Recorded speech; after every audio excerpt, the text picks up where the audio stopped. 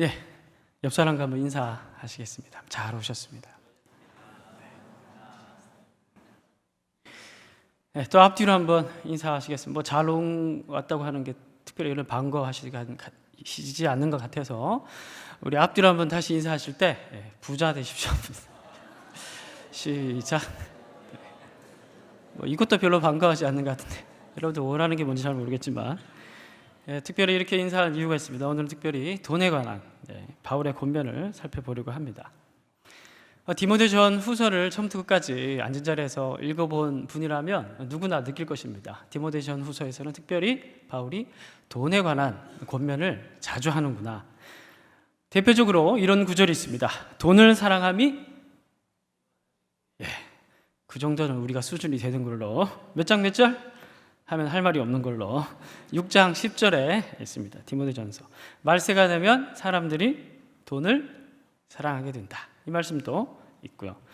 자족하는 마음이 경건에 유익하다라는 말씀도 디모데전 후서에 나와 있습니다. 오늘 본문도 마찬가지로 돈에 관한 이야기입니다. 돈이 무엇이고 또 돈을 어떻게 선용해야 하는지에 관해서 나와 있습니다. 특별히 맥락은 이렇습니다. 바울 사도가 젊은 목회자였던 에베소에서 목회하고 있었던 디모데에게 부자들을 이렇게 지도하라, 부자들에게 이렇게 권면하라는 맥락에서 오늘 전해졌던 말씀이 오늘 본문의 상황입니다.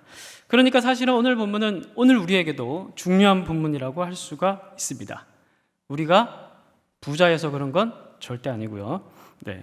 오늘 우리에게도 돈의 문제는 굉장히 중요한 문제이기 때문에 그렇습니다. 나라 간의 문제, 우리가 하늘 간의 문제도 따지고 보면 돈 문제인 것 같습니다. 개인 간에 일어나는 문제, 어떻게 보면 결혼에 대한 문제, 아니면 우리가 고민하는 대부분의 문제, 취업의 문제, 이 모든 문제들이 다 돈과 관련되어 있다고 말하더라도 과언이 아닐 것입니다. 과연 바울은 돈을 어떻게 가르치고 있는지, 그리고 돈을 어떻게 선용하기를 원하고 있는지 바울의 가르침을 살펴봤으면 좋겠습니다. 17절을 다 같이 한번 보겠습니다. 다시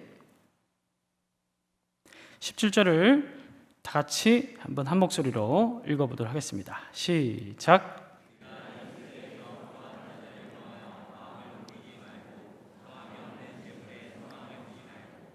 오직 우리에게 모든 것을 후히 주사 누리게 하신 하나님께. 자, 17절의 말씀은 오늘 꼼꼼히 하나하나 단어를 따라가면서 살펴보게 될 텐데요. 자, 우선 17절 앞에 보면 내가 디모데죠. 2인칭은 내가 부한 자들에게 명령하라. 내가 부자들에게 이렇게 교훈하라. 이렇게 시작합니다. 자, 그런데 어떤 상황에서 바울이 부한 자들에게 명령하고 있는지를 디모데에게 깨닫게 하고 싶어 합니다. 어떤 상황입니까? 부한 자들에게 명령해야 하는데, 권면해야 되는데 지금 어떤 환경에서 이 교훈을 하는 것이라고 얘기를 하고 있습니까? 2세대라고 얘기를 하죠. 우리가 좀 쉽게 지나칠 수 있는 단어입니다. 그래서 사실 2세대라는 단어는 되게 중요한 표현이에요. 오늘 이 맥락에서 이해하기 위해서 2세대라는 말은 우리가 흔히 생각하는 어떤 물리적 세대, 제너레이션을 가리키는 단어는 아닙니다. 2세대라는 단어는 좀 영적인 표현과 관련되어 있습니다. 특별히 그리스도의 오심과 관련되어 있는 표현인데요. 우리 디모데 후서 3장 1절을 한번 띄워주시죠.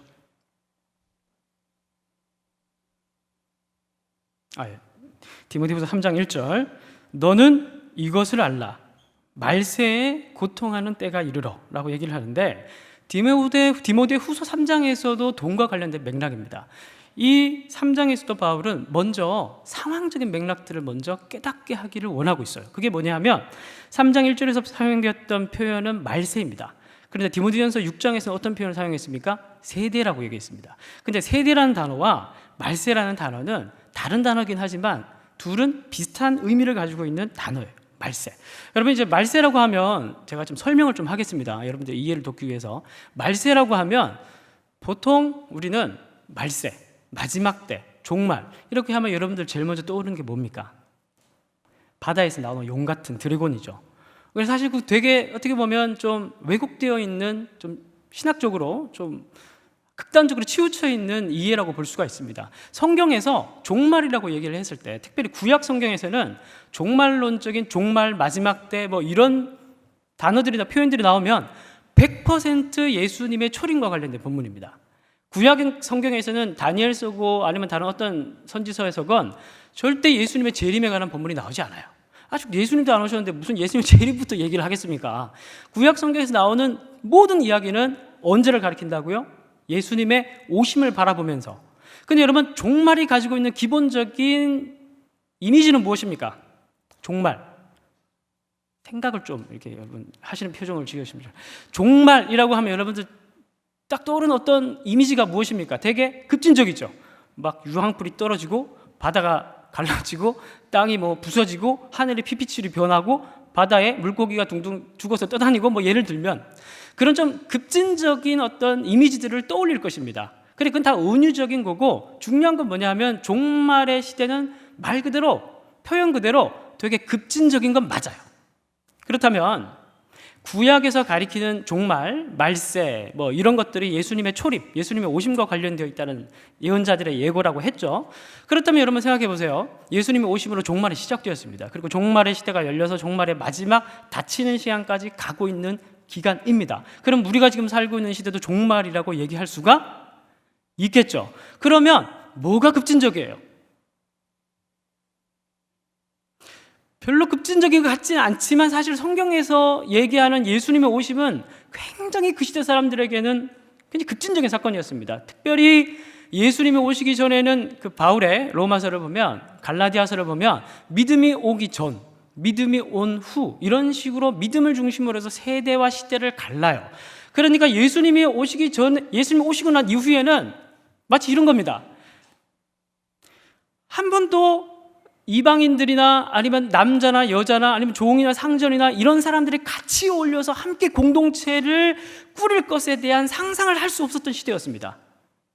그리고 가장 중요한 건 뭐냐 하면 이제 믿기만 하면, 그죠? 남자나 여자나 종이나 상전이나 신분의 높고 낮음 상관없이 누구나 무엇을 하기만 하면, 그리스도를 믿기만 하면 구원을 받는다는 굉장히 급진적인 하나님의 종말론적 구원이 무엇으로부터 시작되었습니까? 예수의 오심으로부터 시작되었어요.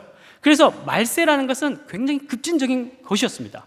그런데 여러분, 우리가 지금 선교 기간이 되어서 나가서 이제 복음을 전하고 있는데 어떻습니까? 복음을 전했는데 믿기만 하면 구원받는다고 우리가 복음을 전하는데도 불구하고 믿기만 하면 되는데 그거 안 믿으려고 이를 악물고 절대 믿지 않으려고 하는 사람들이 생각보다 많죠. 이게 말세의 특징이라는 거예요. 말세의 때가 이르게 되면 이런 특징들이 나타날 것이다. 말세가 되면 급진적으로 하나님께서 자기 백성들을 믿기만 하면 구원받을 수 있는 남녀노소 지위 여하를 막론하고 누구든지 믿음으로 구원할 수 있는 하나님의 종말론적인 놀라운 급진적인 구원의 사건들이 펼쳐지고 있는데도 불구하고 나는 이를 악물고 믿지 않겠다고 작심하면서 지옥으로 가고 있는 사람들이 많은 시대도 또한 무슨 시대라고요? 말세에 나타나는 중요한 특징이라는 겁니다. 자, 그렇다면 그들은 왜 그럴까요? 말세를 살아가는 사람들은 왜 하나님을 사랑하지 않을까요? 왜 믿기만 하면 구원받는다는 말을 들었을 때 그렇게 거부하고 완악하게 도망가는 걸까요? 바울은 이렇게 얘기를 하죠. 디모데, 아까 띄웠던 거 디모데후서 3장 1절 다시 보면 2절 봅시다. 바울은 세 가지를 사랑하기 때문이라고 얘기를 해요. 말세에 사는 사람들 특징이 첫 번째 뭐라고 합니까? 뭘 사랑합니까? 2절을 보니까 자기를 사랑하죠. 두 번째는 뭘 사랑합니까? 돈을 사랑하죠. 세 번째는 4절을 보겠습니다. 배신하며 조급하며 자만하며 뭘 사랑해요? 쾌락을 사랑해요. 다시 처음부터 뭘 사랑합니까? 자기를 사랑하고 돈을 사랑하고 쾌락을 사랑하기 때문에 뭘 사랑할 수가 없어요? 하나님을 사랑할 수가 없다고 얘기를 하는데 그게 어느 시대의 특징이라고요? 이 세대의 특징이라는 거예요. 말세의 특징이기도 하고요. 그래서 디모데후서 4장 10절 다시 한번 띄워주십시오. 대만은 한번 이렇게 시대를 잘못하고 나서 실수 이렇게 하면 성경에 남아가지고 수천 년 동안 설교 시간에 자꾸 언급되는 사람이 대표적인 사람이 도마 있고 도마 다음에 동생이 대마인데 이 대마가 뭘 사랑했어요? 세상을 사랑했죠. 세상을 사랑해서 뭘 버렸습니까? 바울을 버렸습니다. 여기서 1인칭은 바울입니다. 나를 버렸다가 바울을 버렸어요. 그런데 세상을 사랑해서 바울을 버렸다고 하는데 사실은 숨겨진 의미는 뭐예요? 세상을 사랑해서 바울을 버렸는데 사실은 세상을 사랑해서 하나님을 버린 거예요. 그러니까 디모데전후서에서 계속 나타나는 중요한 바울의 생각은 무엇이냐면 자기를 사랑하고 특별히 돈을 사랑하기 때문에 하나님을 사랑할 수 없는 이 세대 사람들의 독특한 특별한 특징을 바울은 줄곧 얘기하고 있는 겁니다. 중요한 건 다시 본문의 맥락으로 돌아가서 그런 시대 가운데, 이 시대 가운데, 이 세대에서, 이 세대는 뭐라고요? 어떤 세대라고요? 돈을 사랑하기 때문에 하나님을 사랑하지 않는 시대. 그런 시대 가운데 뭐가 됐어요? 부한 자들이 된 거예요. 그런 세대 가운데 부자가 됐으면 맥락이 긍정적입니까? 아니면 부정적입니까? 부정적인 거죠. 그래서 지금 이 교훈의 독자들이 그런 맥락 가운데서 부자가 된 사람들이었기 때문에 이 독자들 중에서는 분명히 돈을 사랑하다가 신앙을 잃어버린 사람이 있을까요? 없을까요? 있겠죠. 부자는 되었지만 믿음에는 가난뱅이가 되어버린 사람이 분명히 있을까요? 없을까요? 그런 사람을 바울은 염두에 뒀겠죠. 바울은 그런 영적 위기에 놓여있는 에베소 공동체, 디모데 공동체, 부자들을 염두에 두고 오늘 교훈을 얘기하고 있는 거예요. 자, 계속 봅시다. 17절 돌아와서 내가 이 세대에서 부한 자들을 명하여, 그래서 바울은 이제 교훈을 합니다. 명령을 합니다. 이렇게 경고를 해요. 더 이상 돈에 휘둘리지 않고 그들이 하나님을 사랑하는 것을 잃지 않고 그리고 그들이 신앙을 잃지 않도록 바울이 몇 가지의 경고를 해주는데 그 첫 번째 경고가 무엇이냐면 뭐라고 합니까? 뭘 하지 말라고 합니까? 마음을 높이지 말라라고 얘기합니다. 마음을 높이지. 첫 번째가 부자들에게 마음을 높이지 말라. 여러분, 부자가 되면 왜 마음이 높아질까요? 정답은 한 번도 부자가 되어보지 않아서 모르겠다. 이게 정답인 것 같긴 한데, 부자가 되면 마음이 높아지는 이유를 상상해 볼 수는 있습니다. 돈이 가지고 있는 힘 때문이죠. 돈이라는 것은 내가 생각하는 것을 자유롭게 누리고 할 수 있는 가능성입니다. 그렇죠? 그러니까 제가 지금 뭘 필요하다고 하면 돈이 있으면 그것을 실행할 수가 있는 거예요. 그러니까 돈 자체는 이용 가치 때문에 기본적으로 어떤 힘을 가지고 있는 겁니다. 그래서 지갑 앞에는 우리가 겸손해질 수밖에 없는 것이죠.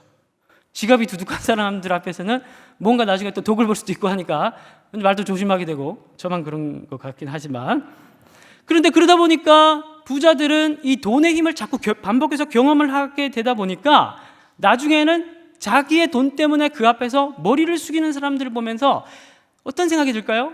자기가 이 사람들과는 다르다. 내가 돈을 많이 가지고 있기 때문에 내가 훨씬 더 우월한 사람이다 라는 생각이 자기도 모르게 반복해서 들게 되겠죠. 그러다 보면 나중에 뭐가 되는 겁니까? 오늘 우리가 말하듯 갑질하는 부자가 나오게 된다는 거예요. 그래서 바울은 제일 먼저 부자들에게 명령하는 게 마음을 높이지 말라고 해요. 그런데 이유가 분명히 있습니다. 그 이유가 뭐냐면 17절 다시 봅시다. 마음을 높이지 말고 그 다음에 정함이 없는 재물에 소망을 두지 말고, 이렇게 얘기하죠. 다시요. 정함이 없는 재물에 소망을 두지 말고 마음을 높이지 말라. 왜냐하면 재물은, 네가 가지고 있는 소유는, 우리로 얘기하면 현금은, 그 돈은, 부동산은 사실은 어떤 특징을 가지고 있기 때문에, 바울의 말에 따르자면 정함이 없기 때문에. 너무 애매한 표현이라서 원문과 다른 번역본을 찾아봤는데요, 다른 번역본이 이렇게 잘 번역이 되어 있습니다. 덧없는 재물이기 때문에. 좀 더 감이 잡히십니까? 아니면 허무한 재물이기 때문에. 그러니까 조금 더 정확하게 풀어서 얘기를 하자면, 네가 생각하는 것보다 네가 가지고 있는 돈이 힘이 그렇게 크지 않다는 걸 알라는 거예요. 돈을 좀 가지고 있으면 그 힘 때문에 내가 뭐라도 큰 힘을 가지고 있는 양 생각할 수가 있는데, 그거는 네 착각이라는 겁니다. 바울이 봤을 때 덧없는 재물, 생각보다 효력과 능력이 크지 않은 돈, 그걸 네가 깨닫는 게 급선무다, 그 말이에요. 가끔 교회에서 보면, 저희 교회 말고 목이 막혀. 저희 교회 청년들만 생각하면 목이 막혀서, 가끔 교회 안에 보면, 우리 교회 말고 다른 교회 좀 순진한 형제들이 좀 있습니다. 자기가 좀 좋은 직장이나, 제가 보기엔 그렇게 좋은 직장은 아닌 것으로 보이지만 어쨌든 자기 생각에 좀 좋은 직장, 안정된 직장 정도 달리면 자기가 이렇게 손을 내밀면 웬만한 자매들이 좀 넘어올 거라는 그런 막연한 자신감에 사로잡혀 있는 청년들이 다른 교회에 들어 있습니다. 네. 많은 말을 해주고 싶지만 시간 관계상 사람 마음을 얻는 게 그렇게 쉬웠으면 왜 삼청년부가 있을까요? 그냥 하는 말이고요. 네. 그만큼 자신감이 있다는 거예요. 돈에 휘둘리지 않는다는, 아무나 그냥 막 결혼하고 그러지 않는다는 겁니다. 우리의 교회 자매님들은, 형제님들 너무 순진하게 그렇게 생각하지 말라는 거예요. 그래서 어떤 사람은 첫 소개팅에서 첫 만남에 자기 집이 자기 소유라는 것을 얘기하는 형제에 대한 얘기를 저에게 하는 걸 들었습니다. 그래서 그 자매님이 하는 말이 얼마나 내세울 게 없었으면 그 얘기를 할까, 그렇게 했다고 하더라고요. 마음 한편으로 좀 짠했습니다. 그게 진실로 받아들여져서. 여러분, 사람은 돈이 굉장한 것 같지만 사실 한편으로 생각해 보면 돈으로 사람을 살 수는 있을지 모르겠지만 그 사람의 마음은 정말 살 수가 없습니다. 여러분, 구절 하나 띄워주실까요? 잠언 말씀. 자, 가로를 한번 채워보시기 바랍니다. 다투는, 고양이는 아니겠죠. 다투는 무엇과 함께 큰 집에 사는 것보다 무엇에서 사는 것이 나으니라. 예? 정답은 여인과 움막인데, 또 여인이라고 쓰면 또 너무 여성만 그런 것 같아서, 다투는 남성 혹은 다투는 여성과 함께 큰 집에서 사는 것보다 어디에 사는 게 낫다고요? 움막에서 사는 게 낫다. 이게 잠언 말씀이긴 한데 저는 이게 진리라고 생각합니다. 보편적 진리라고 생각을 합니다. 돈으로 큰 집을 살 수는 있어요. 집을 살 수는 있을지 모르겠지만 그 집에 함께 사는 그 사람의 마음을 얻는 거는 사실은 돈으로 되는 건 아닙니다. 우리가 지갑을 열면 사람들이 고개를 숙이겠죠. 지갑이 두둑한 사람들에게 당연히 자본주의 사회니까 사람들이 고개를 많이 숙일 겁니다. 그래서 착각하지 마세요. 사람들이 고개를 숙인다고 존경하는 건 아니죠. 우리가 그 사람이 가진 돈 때문에 어떤 사람을 존경하는 겁니까? 그 돈의 양에 따라서 존경을 합니까? 그렇지 않죠. 우리가 만약 부자를 존경한다고 한다면 그 부자가 가지고 있는 돈을 어떻게 선용하느냐를 보고 우리가 존경을 하게 되겠죠. 존경이라는 것은 그 사람의 마음에 우러나오는 그 상대방을 향한 경외심이기 때문에 절대 그것은 돈으로 되지 않습니다. 이런 예는 굉장히 많습니다. 시계와 시간. 수억짜리 롤렉스 시계를 차고 다닌다고 해서 그 사람이 그 시계로 시간을 돌이킬 수 있나요? 흘러가는 시간을 잡을 수 있나요? 수천만 원짜리 침대에서 잔다고, 꿀잠 자고, 침대 없이 방바닥에서 잔다고, 매번 가위 눌리고, 불면증 걸린다고 그러기를 하겠습니까? 창세기 보면 감옥에서 자는 요셉, 왕궁에서 자는 파라오, 둘 중에 누가 더 꿀잠 잤을까요? 파라오는 잠만 자면 해괴한 꿈을 꿔가지고, 요셉은 다 아니까 그냥 꿀잠 자고 그러는데, 사실은 돈으로 눈에 보이는 걸 살 수 있을지 모르겠지만 인간의 행복을 좌지우지하는 가장 근본적인 눈에 보이지 않는 생명의 가치들은 절대 돈으로 살 수 없도록 하나님이 설계를 했어요. 사랑, 행복, 상대방을 향한 신뢰, 약속, 진리, 거룩함. 돈 주고 살 수 있는 거 하나도 있어요? 그렇게 하나님 만드셨다니까요. 가장 중요한 것은 오늘 본문에서 돈으로 살 수 없는 것은, 돈으로 이길 수 없는 것은 죽음을 이기지 못합니다. 아무래도 돈이 있으면 좀 더 길게 살 수는 있겠죠. 몇 년, 몇십 년. 근데 절대 마지막에 찾아오는 죽음을 막지 못하고요. 죽음 이후에 하나님 앞에 섰을 때 돈은 무용지물이라는 사실을 본문에서 얘기합니다. 19절 봅시다. 19절 보시면 이것이 장래에 자기를 위하여 좋은 터를 쌓아 참된 생명을 취하는 것이다. 이것은 바울이 지금 19절에서 장래에 자기를 위하여 참된 생명을 취한다는 이 표현은 종말론적인 심판을 염두에 둔 표현이에요. 그리고 17절 다시 돌아와서 이 헛된 재물, 이 능력이 없는 재물에 뭘 두지 말라고요? 소망을 두지 말라고요. 소망은 과거의 미래예요. 미래에 대한 거예요. 헛된 재물로 소망을, 미래를 맡기지 말라는 거예요. 그리고 19절에 종말론적 심판이 나와요. 이 재물은 종말론적인 심판, 미래에 하나님 앞에 섰을 때 이 재물 가지고는 아무 하나님 앞에서 내세울 수 있는 그 능력이 없다는 겁니다. 왜일까요? 네가 아무리 돈이 많아도, 네가 이 땡희라고 얘기를 하더라도 아무리 돈이 많더라도 하나님보다 돈이 많을 수는 없기 때문입니다. 이 모든 것들을 다 소유하고 계신 게 하나님이기 때문에 네가 그곳에 가서 돈으로 구원을 살려고 해도 그 돈으로 살 수 있겠습니까? 돈으로 할 수 있는 게 생각보다 많이 없다는 거예요. 결정적으로는 미래도 책임질 수 없고 현재에서도 이 재물은 편리할 수는 있겠지만 조금 더 불편할 수를 이길 수는 있겠지만 가장 중요한 하나님께서 인간을 설계하실 때 행복을 느낄 수 있게 하는 근본적 가치들은 눈에 보이지 않는 것들은 절대 돈으로 살 수 없습니다. 그럼 이렇게 열심히 돈 벌고 있는데 왜 목사님은 그럼 내일 또 회사 가서 열심히 돈 벌어야 되는데 그럼 돈 벌지 말까요? 돈 벌고 뭘 믿어야 됩니까? 17절 제일 뒤에 아직 17절이 안 끝났습니다. 자, 17절 또 뒤에 보면 바울은 그래서 어디에 소망을 두라고 합니까? 오직 우리에게 모든 것을 후히 주사 누리게 하시는 하나님께 두라. 하나님께 너의 소망을 맡기라. 그렇게 얘기합니다. 믿으십니까? 하나님이 돈보다 여러분들에게 훨씬 더 많은 것을 누리게 하실 수 있는 분이라는 사실을 믿으십니까? 그건 전 잘 못 믿겠어요. 여러분들은 아멘 하시지만 솔직히 설교를 준비하다가 여기서 막혔습니다. 동의가 안 되더라고요. 돈이 나에게 후히 주사 누리게 한다 그러면 당장 잘 돌아가지 않는 맥북 에어 맥북 프로로 바꿀 수 있거든요. 350만 원 정도만 주면 15인치 40분짜리 동영상 렌더링 해도 30분 만에 끝날 수 있는 맥북 에어는 돌리면 40분짜리는 6시간 걸립니다. 자기 전에 렌더링 걸어놓고 아침에 일어나도 안 되는 경우가 있어요. 근데 이 불편함을 돈이 있으면 당장 이게 누릴 수 있는 거예요. 이 편리함을. 그리고 저는 지원들을 데리고 신방을 가고 어디 갈 때 늘 두렵습니다. 한 2번 고장 났거든요. 가다가 길거리 세워서 본네트 열고 그걸 한 2번 하니까 노이로제가 걸렸는데 당장 바꾸고 싶지만 돈이 없어요. 돈이 있으면 당장 누릴 수 있는데 하나님이 후히 주사 누리게 하신다. 이걸 어떻게 설교해야 되나?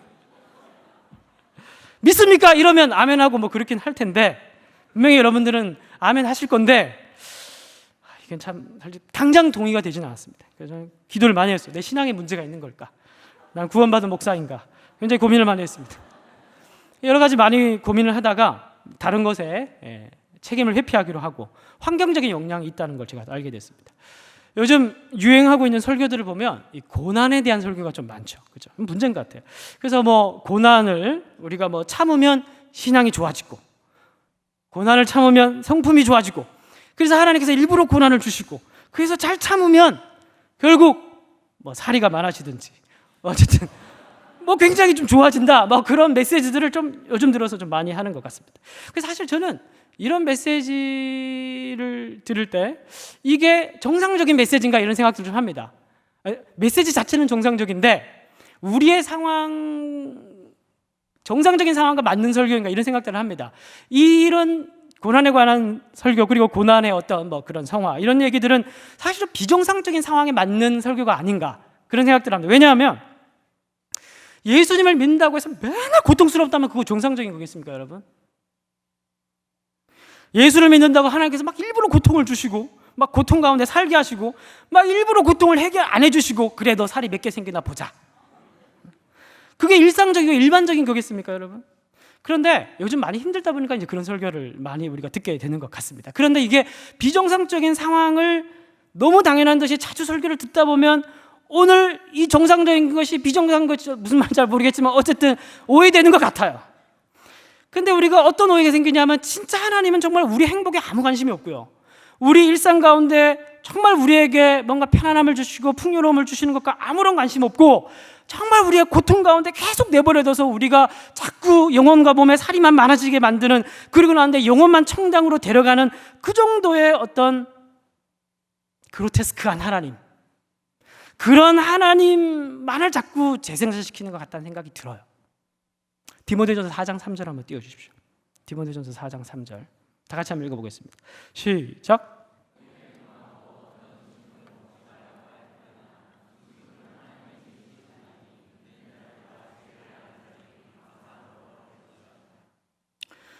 디모데 교회에서도 이런 사람들이 있었어요. 하나님의 상을 왜곡시키는 거예요. 한 부분을 너무 강조해서 왜곡시키는 거예요. 혼인을 금하고 어떤 음식물을 먹지 말라 이렇게 얘기하지만 바울은 아니다, 음식물은 하나님 주신 거니까 마음껏 먹어라. 거기에서도 유대교적 거짓 교사들이 이 독자 공동체에 디모데가 목회했던 에베소 교회 이런 사람들이 많았어요. 하나님을 마치 스파르타식 기숙 학원의 조교처럼 엄격한 분으로 극기의 하나님, 고통 주고 무조건 안 된다, 안 돼, 먹어서도 안 되고 해서도 안 되고 봐서도 안 되고 들어서도 안 되고 어쨌든 안 돼. 그래서 삐쩍 마른 보리수 나무 아래 네가 앉아있다가 득도하렴, 뭔가 석가를 끊임없이 기독교 안에서 양선해내듯이 그런 유대교적 거짓 교사들이 금욕주의적 가르침을 계속했다는 거예요. 그래서 바울은 먹으라는 거예요. 먹으라고. 음식물은 하나님께 주신 거라고 먹으라는 거예요. 근본적으로 하나님은 우리가 행복하기를 원하신다는 거예요. 마음껏 먹기를 원하신다는 거예요. 마음껏 누리기를 원하신다는 거예요. 넘치는 행복을 아들들과 자녀들에게 주시기를 원하신 게 근본적인 하나님이라는 거예요. 그게 안 되고 있는 게 비정상적인 상황인 거예요. 거기에서 어떤 이론들이 필요한 건 신정론적인 새로운 차원의 신학적인 이야기지만 그건 다른 차원의 이야기고, 근본적인 차원에서는 하나님께서 우리가 행복하기를 원하신다는 거예요. 하나님 만드신 세상이 얼마나 풍요롭습니까? 가끔 저는 초고추장을 들고 전 세계를 여행하고 싶어요. 초고추장만 있으면 정말 대한민국 사람들은 어딜 가든 살 수 있을 것 같아요. 바다에 가면 지나가는 거 다 아무거나 잡아서 발라서 먹으면 다 먹는 거 아니겠습니까? 그러죠? 오징어, 문어, 식감이 또 비슷하게 생겼는데 너무 다르잖아요, 이 질감이. 저는 문어를 좋아하는데. 예? 광어, 화로, 예? 치자 돌리는 맛에 멸치, 삼치, 꽁치, 참치. 얼마나 물고기가 다양하고 이 해저 세계에 얼마나 많은 수천 수만 종이 돌아다닙니까? 다 고추장 다 발라 먹으면 다 맛있는 것들이고, 산에 올라가서 다 삶아서 나물 다 찍어 먹으면 초고추장 찍으면 다 맛있는 것들이에요. 그래서 전도서 말씀에 먹고 마시는 게 최고의 하나님께서 주신 선물이다. 뭔가 우리는 자꾸 하나님이 인색하고 뭔가 우리가 행복한 걸 싫어하고 즐기는 걸 싫어하고 혼인도 안 했으면 좋겠고 좀 살 좀 빠졌으면 좋겠고, 하나님은 풍요로운 거 좋아하죠. 마음껏 드세요. 괜찮습니다. 제가 지금 얘기하는 건 단순히 먹고 마시는 이야기를 하고 있는 게 아니에요. 그만큼 하나님께서는 우리가 더 무언가를 하고 더 무언가를 쌓고 더 무언가를 하지 않아도 이미 행복할 수 있는 걸 다 주셨다는 걸 얘기하고 싶은 거예요. 결혼하기 전에 친형에게 쪽지를 보냈습니다. 그때는 싸이월드 쪽지 보내기. 제가 싸이월드 쪽지 보내기로 결혼하기 일주일 전에, 보통 자매들이 흔들린다고 하는데 꼭 그런 건 아닙니다. 제가 그래서 흔들렸다는 건 아니고 한 가지 두려움이 있어서 쪽지를 보내. 별로 친하지 않은 형이었는데 그때 갑자기 얘기할 사람이 그 사람밖에 없어서 쪽지를 보냈습니다. 결혼에 자신이 없다. 두려운 마음이 든다. 왜냐하면 한 번도 아버지에게 사랑을 받아본 기억이 없다. 그리고 아버지가 엄마를 사랑하는 걸 내가 본 적이 없다. 사실은 아닌데 그때 그런 생각이 들었다는 거예요. 어린 마음에. 그래서 저희 아버지는 그때 당시 생각해서, 저희 아버지는 목회를 하셨는데 자녀들을 목회를 위한 동원의 대상처럼 많이 생각했던 것 같아요. 그래서 예를 들어서 피아노 학원을 저희 형만 보냈습니다. 왜냐하면 반주하라고. 반주자가 없어서 반주하라고. 저도 보내줘야죠. 나도 반주할 수 있는 데이터라도. 근데 이 사람이 하니까 저는 안 보내주고 형만. 그러니까 아들들은 다 목회의 대상, 그렇게 생각을 했던 것 같아요. 그래서 한 번도 아버지의 사랑을 받은 적이 없어서, 그리고 아빠가 엄마를 사랑한 걸 본 적이 없어서 내가 결혼하면 자상한 남편이 될 수 있을까? 자상한 아빠가 될 수 있을까? 그런 두려움이 갑자기 들었어요. 그래서 형에게 싸이월드 쪽지 보내기로 그렇게 갑자기, 원래 그렇게 살가운 사이는 아닌데 무슨 생각이 들었는지 그런 쪽지를 보냈습니다. 그리고 결혼하고는 잊어버렸어요. 그리고 사는 게 그렇듯이 한 10년간 제가 좀 약간 워커홀릭 좀 기질이 있습니다. 그래서 10년간 목회를 하면서 진짜 정신없이 살았어요. 정말 정신없이 너무 정말 목회 정말 올인해서 바쁘게 뭐 어느 정도였냐 하면 둘째 아이가 태어났을 때 제가 수련회를 갔습니다. 뭐 이혼당해도 할 말이 없는, 전 누구보다 열심히 도전하며 열심히 목회에 살았습니다. 그러면서 저는 그럴 때마다 이렇게 스스로 생각을 했어요. 난 열심히 살고 있어. 내가 열심히 사는 게 우리 아이들을 위한 거야. 우리 가정을 위한 거야. 내가 여기서 도태되거나 내가 여기서 잘 못하면 어떻게 되겠어? 우리 아이들의 행복을 위해서 내가 더 열심히 살아야 돼. 이런 생각들을 했습니다. 그렇게 하면서 저는 그렇게 정말 잘한다고 생각하고 그렇게 했었습니다. 근데 사실 이건 마치 회사 일거리를 집으로 가지고 돌아와서 밤마다 집에서 컴퓨터 두드리는 아빠의 모습이나, 그리고 또 주말에는 투잡 나가서 택시 운전하고, 그러면서 이게 다 우리 아이들을 위해서, 우리 아이들을 더 좋은 신발, 더 좋은 학원, 더 좋은, 더 넓은 집에서 살고 누리게 하기 위한 거야. 이게 다 아이들을 위한 거야. 그러면서 열심히 사는 아빠와 저의 모습이 사실 비슷한 모습이었겠죠. 여러분들은 어떻습니까? 여러분들은 지금보다 더 열심히, 혹은 더 많이, 혹은 더 높게 여러분들이 올라가면 정말 더 행복해질 수 있다고 자신하십니까? 우리 공동체는 어떨까요? 우리 교회, 여러분 교회 생활이 만족스럽습니까? 여러분 혹시 교회 옮길 생각으로 지금 앉아 계시는 분 계십니까? 왜 교회 생활이 만족스럽지 않을까요? 혹시 한번 생각해 보셨습니까? 예배당이 너무 좁아서? 하늘관이 너무 멀어서? 아니, 간사가 좀 이상한 것 같아요. 진장이 이상한가? 아니면은 한국교회가 썩어서 그래. 아니면 우리에게 좀 사명이 부족한가요? 그래서 우리 교회가 정말 10,000명밖에 안 돼서 한 10만 명 밑으로는 교회 아니잖아요. 그래서 적어도 한 10만 명은 전도해서 다니고 그렇게 이렇게 해야, 그래야 좀 더 교회 생활이 행복해질 수 있다는 생각이 혹시 들기도 하십니까? 아니라는 생각이 드시죠? 왠지 그건 아닌 것 같죠? 그런다고 왠지 행복해질 수 있는 건 또 아닌 것 같죠? 또 그렇게 되면 뭔가 또 다른 게 있을 것 같죠? 근데 우리가 알아요. 근데 말씀처럼 하나님께서는 모든 걸 누리도록 이미 후하게 주셨다고, 완결 형태, 행복할 수 있는 거 다 주셨어요. 그렇다면 자족하고 만족하고 풍요로운 마음으로 살아야 하는데 왜 우리는 늘 마음 한구석에 헛헛한 마음이 드는 걸까요? 제가 일산 고양시 사리언동 들어보셨습니까? 고양시 사리언동에서 한 1년 정도 살았습니다. 그 일산 안에서도 저기 시골 구석지에 은퇴하신 분들이 전원주택을 짓고 사는 보이지 않는 어떤 동네가 있는데 그게 사리언동입니다. 제가 이제 사역을 그때 다 내려놨어요. 열심히 그렇게 애기들 얼굴도 안 보고, 애기들 태어나도 수련회 가고, 그렇게 이제 열심히 사역을 하다가 공부를 하기 위해서 에스라 성경대학원이라고 이제 경기도 고양시에 있습니다. 그래서 그걸로 제가 그리로 이제 공부를 하러 가면서 피치 못하게 사역을 내려놔야 했었어요. 왜냐하면 월요일부터 토요일까지 기숙사로 들어가서 공부를 하는 곳이었기 때문에.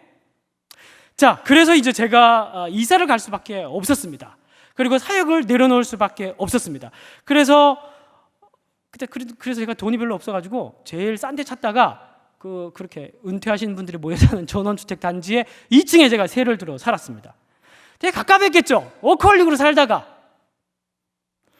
그 처음에는 어떻게 해야 될지 모르겠더라고요. 시간이 남으니까 내가 손도 막 떨리고, 밥 먹는데 막 흘리고, 내가 어떻게 이 남은 시간을 어떻게 해야 되나. 그런데 제가 지금도 아내에게 얘기합니다. 내가 결혼 생활에서 지금 13년, 14년 돼가지만 가장 행복했던 시간이 일산에 살았던 그때다. 지금도 생각하면 정말 그 아침마다 벌어지는 목가적 풍경이 저희 마음을 울렁이게 합니다. 집이 어땠냐면 2층 집이었는데 1층은 주인이 살고 2층 제가 세대로 살았는데 집에 마당이 있었어요. 근데 마당이 푸른 잔디였습니다. 푸른 잔디. 마당 있는 푸른 잔디. 우리 로망 아닙니까? 그리고 그 마당에는 그 모가나무, 그리고 개나리, 벚꽃, 진달래, 이런 사시사철 꽃들이 늘 피도록 주인이 꽃을 심어놨어요. 그리고 가장 절정은 그 푸른 잔디에 북실북실한 개 한 마리가 늘 뛰어다녔습니다. 표현이 좀. 그래서 아침에 새 소리에 잠이 깨요. 그리고 문을 열면 환하게 피어있는 벚꽃 그 아래에서 개 한 마리가 뛰어다니고 있어요. 그러면 아이들이 같이 나가서 주인집 개하고 함께 놀고, 그리고 저는 그때 시간을 어떻게 써야 될지 몰라서 아이들과 놀아주기 시작했습니다. 특별히 할 일이 없으니까 아이들과 놀아줘야죠. 그리고 아이들 데리고 주변에 놀러도 가고 뭐 이렇게 시간들을 많이 보내다 보니까 깨닫게 된 게 있어요. 우리 아이가 웃는 게 그렇게 예쁘더라고요. 그때 알았습니다. 얘가 웃는 게 그렇게 예쁘구나. 첫째 아이. 그리고 마지막으로 깨닫게 된 건, 이 아이들에게 필요한 건 열심히 사는 아빠가 아니라 그냥 아빠구나, 이걸 깨달았습니다. 돈 많이 벌어준 아빠가 아니라 그냥 아빠가 필요한 거구나. 다 주신 거야, 아이들에게. 저는 부족했다고 생각했던 겁니다. 욕심인 거죠. 욕심. 오해했던 거고요. 스스로가 뭔가 금욕주의자가 되어서 스스로를 자꾸 뭔가를 더 해야지 더 행복해질 수 있다는 생각들을 가졌던 것 같습니다. 지금은 약간 바뀌었어요. 그래서 지지난주에도 아이들이 배드민턴 가자고 할 때 허리도 아프고 너무 힘들었지만 가서 그 땡볕에 땀 흘리면서 배드민턴도 쳐주고, 지금은 조금 회개하고 변화됐습니다. 진짜 행복이 뭔지 알기 때문에. 여러분, 이 공동체 우리 인생 가운데서도 하나님이 다 주셨어요. 첫 번째는 하나님께서 이 공동체 가운데 예수님과 성령님을 주셨습니다. 그리고 나와 옆에 있는 너를 주셨어요. 이걸로 다 주신 겁니다. 사실은 우리가 더 분주하게, 더 위대한 일, 더 많은 일을 우리가 해내지 않아도 이미 그리스도 안에서 너와 내가 있으면 이미 그것으로 교회가 완성된 거예요. 우리 안에 사랑이 있고, 우리 안에 우정이 있고, 우리 안에 기쁨이 있고, 소망이 있으면 이미 누릴 수 있는 모든 근본적인 것을 필요 충분을 하나님께서 다 주셨어요. 더 큰 건물, 더 많은 사람, 더 풍요로운 예산이 있기 때문에 우리가 행복한 게 아니라 당신이 있기 때문에, 옆에 있는 그 사람, 옆에 있는 여러분들이 함께 팀 모임하는 속상하게 만드는 그 인간이 있기 때문에, 그래서 그래도 행복한 거예요. 우리 일상의 삶도 마찬가지라고 생각합니다. 돈을 벌지 말란 말이냐, 그럼 목사님 결론을 어떻게 내리려고 자꾸 이상한 데로 끌고 가십니까? 이 자본주의 사회에서 어떻게 하면 돈 많이 버세요. 많이 버십시오. 부자가 되십시오. 그런데 그보다 먼저 돈보다 하나님이 더 세다는 신앙 고백을 하시기 바랍니다. 하나님은 또 한 가지, 하나님은 이미 우리가 돈이 없어도 충분히 행복할 수 있도록 모든 것을 다 주셨다는 사실을 고백하시기 바랍니다. 돈이 없어도 행복할 수 있는 사람이 나라는 사실.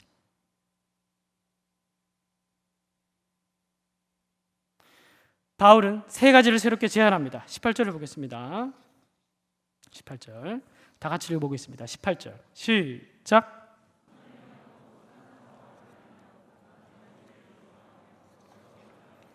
그래서 이제 부자들에게 새로운 목표 세 가지를 제안합니다. 첫 번째, 선을 행하고, 두 번째, 선한 사업을 많이 하고, 세 번째, 나눠라. 이제 처음에 우리가 어떤 시대에 산다고 얘기를 했습니까? 우리가 어떤 시대에 돈을 번다고 얘기를 했습니까? 말세라고 얘기했어요. 이 말세의 특징이 무엇이라고 얘기했습니까? 돈을 사랑해서 하나님을 버리는 시대라고 얘기를 했습니다. 이제 바울은 뒤집어 버립니다. 너희가 이제 이 돈을, 그래서 너희가 그 돈을 가지고 돈을 벌면 어떻게 할 것이냐? 이제 너희들이 그것을 하나님을 버리는 행위가 아니라 오히려 하나님을 위해서, 하나님 나라를 위해서, 그리고 하나님께서 이 세상을 아름답게 만드는 가치, 우정, 사랑, 공생, 평화, 이런 것들을 위해서, 이 아름다운 가치를 위해서 너희들이 가지고 있는 돈을 선용해라.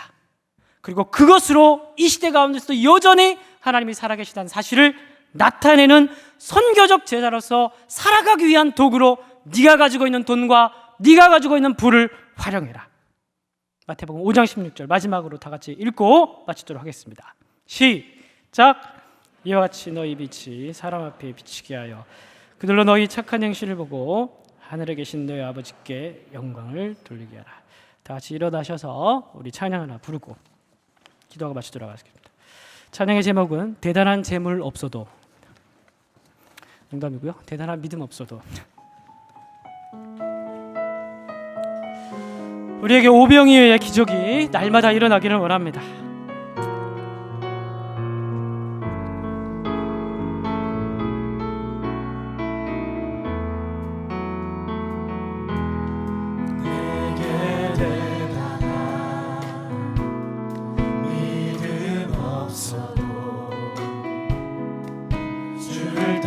말할 만한 용기와 힘 없어도 나의 연약함 사용하시는 주님, 나의 삶을 완성하시네. 모든 생활 속에 생활 속에 주와 동행하네. 말하지 않아도 나의 마음을 아시네. 날 위해 보이신 사랑이 오늘도 날 살게 하시네. 나를 이끄시는 주님만 따라가네. 나의 하루를 지켜주시고 나의 하루를 지켜주시고 주의 사랑 안에 자라가게 하시네. 나의 믿음에 사용하시는 주님, 나의 삶을 기대하시네. 나의 삶을 기대하시네. 모든 생활 속에 모든 생활 속에 주와 동행하네. 말하지 않아도 나의 마음을 아시네. 날 위해 보이신 사랑이 오늘도 날 살게 하시네.